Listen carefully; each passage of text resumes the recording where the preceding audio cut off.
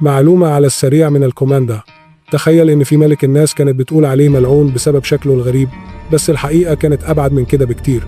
في إسبانيا كان في ملك اسمه كارلوس الثاني، اتولد سنة 1661 وكان آخر ملوك عائلة هابسبورغ هناك. الراجل ده اتولد بعيوب غريبة جدا، وشه مش متناسق، فكه مش بيسكر، وكان عنده صعوبة في الكلام والمشي. الناس وقتها افتكروا إن عليه لعنة أو معمول له سحر، لكن الحقيقة إن السبب كان زواج الأقارب اللي استمر أجيال طويلة بين ملوك العيلة دي عشان يحافظوا على السلطة، وده خلى الجينات تضعف مع الوقت. وفي النهاية كارلوس مات من غير ما يسيب وريث، وده أنهى حكم سلالة كاملة. معلومة على السريع من الكوماندا. اعمل لايك وشير لو استفدت، وما تنساش تتابعنا عشان توصلك كل الحكايات الغريبة من التاريخ.